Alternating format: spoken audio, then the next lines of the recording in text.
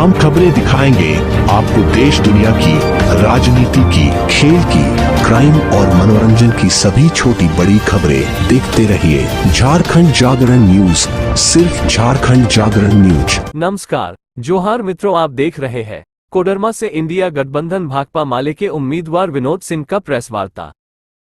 Bharatiya Janata party का जो शासन रहा है, उन्हें इस देश के लोकतंत्र को, इस देश के संविधान को, तमाम चीज़ों को तहस नहस किए हैं। पूरे सत्ता के तमाम एजेंसियों को एक व्यक्ति के बतौर इस्तेमाल किया है। इलेक्ट्रल बॉन्ड से लेकर के तमाम छापे, गिरफ्तारियां की सब कहानी वो बता रही है कि देश को एक व्यक्ति की तानाशाही के रूप में तब्दील किया जा रहा है। दूसरी जो सबसे बड़ी बात है कि जिस झारखंड में हम हैं, झारखंड में लगातार झारखंड के हितों और आकांक्षाओं को रौंदा जा रहा है।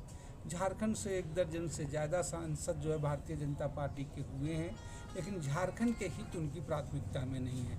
चाहे यहाँ के प्रवासी श्रमिकों का सवाल हो, चाहे यहाँ के जो है खनिजों का सवाल हो, चाहे यहाँ के लोगों के रोजगार का सवाल हो, या यहाँ बनाए हुए कानूनों को सवाल हो, तो लगातार झारखंड की इस प्रतिष्ठा को धूमिल की गई है।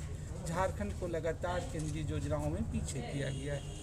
तीसरी जो सबसे ज़रूरी बात है कि कभी ज़रूर कोडरमा गिरिडीह का इलाका दशकों पहले उद्योगों में था, लेकिन ये सबसे आज कुछ भी अगर स्थितियाँ चमकी है, गांव की स्थितियों की है, तो वो प्रवासी मजदूरों में। लेकिन इस कोडरमा गिरिडीह के इलाके में, इस कोडरमा लोकसभा क्षेत्र में 10 बार से ज़्यादा जो है भारतीय जनता पार्टी के सांसद हुए हैं, लेकिन कोडरमा के हित, कोडरमा के सवाल कभी उनके उठे में नहीं रहे हैं। जो यूजीसी के अनुसार सबसे शैक्षणिक पिछड़े जिलों में चाहे शिक्षा हो, लोगों ने एक सांसद से लेकर के मंत्री तक का सफ़र देख लिया, लेकिन कोडरमा की आवाज़ कभी वो सड़कों पे नहीं गूंजी। हवाई चप्पल का सपना दिखाने वाले लोग यहाँ के प्रवासी श्रमिकों के लिए ट्रेन तक की व्यवस्था नहीं कर पाए। तमाम लोग जो झारखंड खदानों में करते हुए हैं, यहाँ के लोग जो चाहे ढिबरा हो या क्रेशर्स माइन में हो, उनके लिए कोई मुकम्मल नीतियाँ नहीं बना पाए हैं। ये सवाल, ये मुद्दे रहेंगे और कोडरमा के लोगों ने ज़रूर बड़े उत्साह से बड़े लोगों को जिताया है, उम्मीद है, लेकिन वो फिर उनको ऊंचाइयों से नीचे भी गिराया। आज फिर स्थितियाँ है, पूरे 5 साल उस तमाम कोडरमा की जितनी ही आकांक्षा थी, जितनी ही बेहतरी में है, उतना ही उनके आकांक्षाओं सपनों पे तुषारपात हुआ है। उम्मीदवार बना जाने के बाद जयप्रकाश वर्मा जी ने निर्दलीय चुनाव लड़ने की घोषणा की है। बिल्कुल है, लेकिन सवाल उसकी नहीं है, किसी व्यक्ति और किसी व्यक्तियों से नहीं है। दलों का अलायंस बनता है, दलों की ओर से ही होते हैं। और भारतीय जनता पार्टी के खिलाफ आज जो माहौल है, वो सिर्फ कोडरमा की बात नहीं है, सिर्फ झारखंड की बात नहीं है। वो झारखंड हो, बिहार हो, हर जगह जनता का मोर्चा बन रहा है, वो पार्टियों का मोर्चा बन रहा है।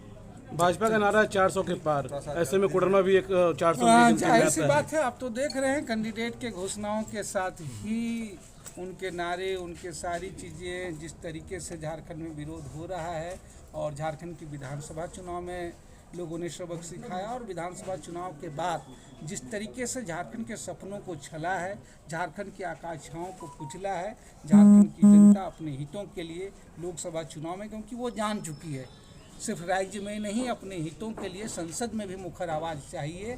और भारतीय जनता पार्टी के सांसद झारखंड के हित और आवाज़ के लिए कभी संसद में कोई आवाज़ नहीं। डिबरा लेकर के हमेशा हमलावर रहे हैं। डिबरा कारोबार को लेकर क्या कुछ किया जाएगा अगर जीत मिलती है तो? बिल्कुल, हम इसीलिए कह रहे हैं कि नीतियाँ और पॉलिसियाँ बनाने के लिए आप जरा सोचिए ना कि एक ढिबरा के लिए तमाम बनाया जाता है, एक नदी में बालू उठाने के लिए दिल्ली से परमिशन के लिए हो जाती है, क्रेशर के लिए हो जाती है, लेकिन जब यहीं कोयला के खनिज देना हो, अंबानी को देना हो, अडानी को देना हो, बिजली के पावर, तब उसके लिए सारे नियम शिथिल हो जाते हैं। तो इसके लिए राज्य सरकार दोषी नहीं है क्या? उन्होंने जो पॉलिसी बनाई थी वो क्या अमल में है? बिल्कुल, इसीलिए तो हमने अपने पिछले दिनों कहा कि पॉलिसी बनाई है, और उस पॉलिसी पे आगे बढ़ने के बजाय, अगर आप देखिएगा जो पूरी रिपोर्ट अभी पिछले दिनों आई, वो केंद्र सरकार और उसके तमाम एजेंसियां हैं, वो अड़ंगा लगा रही है, और पूरी कोशिश है कि वो खुद तो नहीं कर रहे हैं। और इसमें एक का मामला नहीं है, वो चाहे राशन कार्ड के मामले में देखिए कि झारखंड में जहां भूख से मौतें हुई है, एक भी नया राशन कार्ड तो जारी नहीं किया, लेकिन जब ग्रीन कार्ड राशन कार्ड होता है तो पैसे से भी झारखंड सरकार कहती है कि हम उसके लिए राशि दे रहे हैं,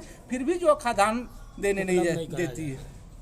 विनोद जी, एक सवाल है कि आपके इस कोडरमा संस्थान का मुकाबला अगर इस सीट की बात करें तो क्या लगता है कि यहाँ के जो अभी वर्तमान सांसद हैं, उन्होंने क्या इस क्षेत्र के लोगों को धोखा दिया? क्या लग रहा है? परंपराएं टूटती हैं। कोडरमा के लोगों ने, हमने कहा ही, जिन आकांक्षाओं के इससे पहले उदाहरण है सबके सामने है, जितनी आकांक्षाओं और उम्मीदों से लोगों को ऊपर उठाया है और उनके उम्मीदों पे तुषारपात हुआ है, तो कोडरमा की जनता ने उसका जवाब दिया और मुझे कोडरमा की जनता पे भरोसा है। भाजपा कह रही है कि महागठबंधन को उम्मीदवार नहीं मिल रहा है, डूबती नैया पर कोई सवार होना नहीं चाह रहा है, क्या कहेंगे? वो तो आप देख रहे हैं कि भारतीय महागठबंधन में कई पार्टियों के लोग हैं, वो कह रहे हैं कई पार्टियां लड़ने के लिए तैयार है, कई लोग हैं अलग अलग धाराओं से लोग हैं, लेकिन लोग हैं धाराओं से मिलकर के नहीं। 14 सीटों पर भाजपा उम्मीदवार घोषित कर दिया। महागठबंधन कब तक करेगी 14 सीटों पर? सारे सीटों पे हो रही है, अंडरस्टैंडिंग हो चुकी है और चूंकि झारखंड में चुनाव के चरण जो है, जो